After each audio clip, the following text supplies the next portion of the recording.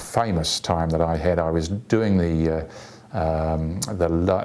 Lions, I think it was, versus the All Blacks at Lancaster Park, and it was for Network News, and we had Network News by that stage, and the operator got the tape and the film mixed up.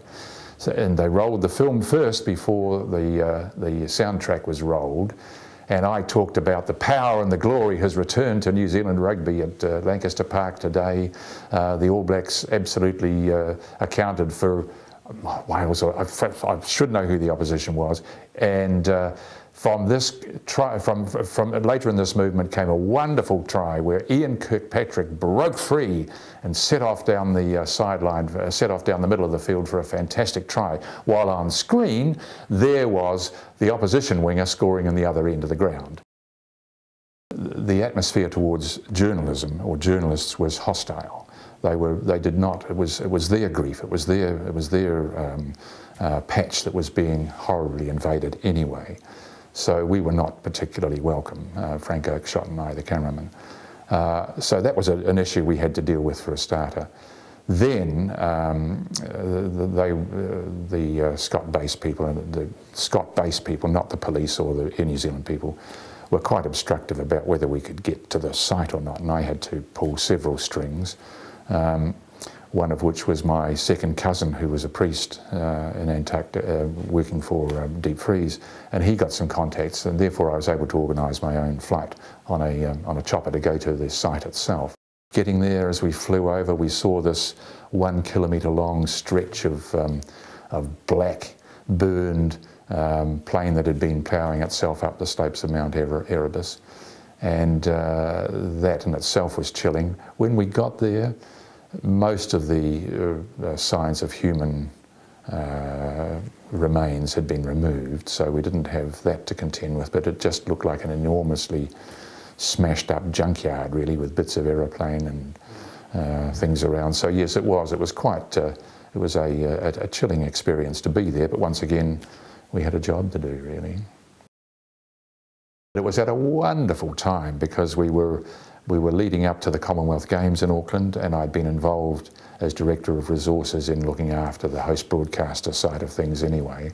Then there was the sports department coverage. There was Whitbread coming, there was Rugby World Cup just been, there was a World Cricket Cup coming along, there was an Olympic Games and all sorts of things. So it was a very, very productive time. We stripped all of the available, anything that wasn't nailed down around the country, to turn the host broadcast unit in Auckland for the Commonwealth Games, as well as do sunrises at Gisborne, do Kirry's concert in the Domain, and the Queen was going to Waitangi, and it was huge. It was full on. Probably, and I mean, you like to think these things sort of happen in your time, but probably the most intense outside broadcast activity in New Zealand's history, before or since. My philosophy was to leave driving the product on air to producers. They were sort of, righto mate, this is your job, you do it. You choose the talent, you decide on the size of facilities through me. And yes, but my main philosophy was, they are the guys that are doing the job. Don't go and do the job for them. So as a result of that, I mean, we had some wonderfully inventive producers.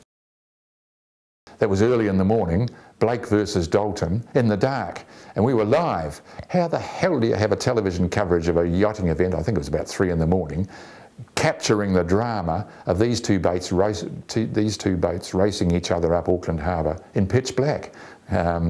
So we were, and of course with an event like that, you haven't got an exact finish time. You don't know when they're coming either. We maintained an OB down at the wharf, and I think we got some quite good ratings really for 3 in the morning. I think we were somewhere about 7 or 8, which is outstanding for that time of day. That's all 5+, outstanding for that time of day.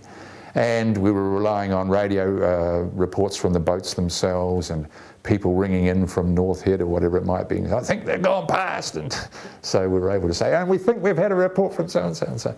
We were able, though, even though it was pitch black, to live on a bit of graphics, and we were lucky really that the wonderful graphics that now make America's Cup so livable, we actually started that concept for Whitbread.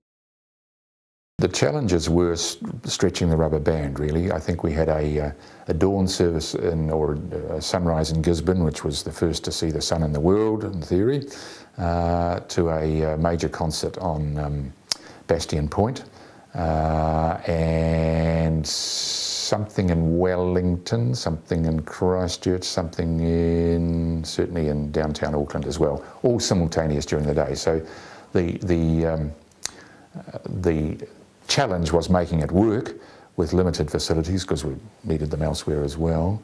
Julian Mounter, our DG at the time, was supposed to come and give the big speech on behalf of the sort of media to the assembled world at Bastion Point for the big concert that was there then.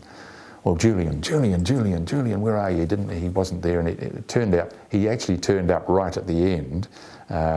His car he'd been locked out of his car, so he had to smash the window.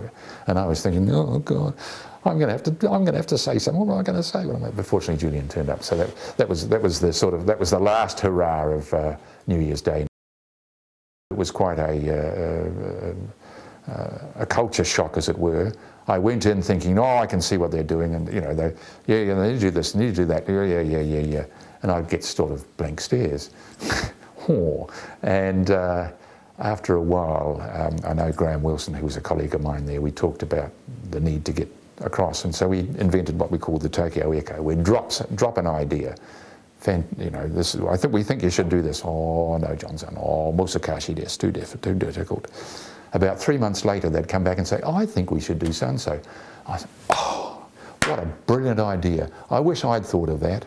Hey? Oh, never mind, Johnson, never mind, next time.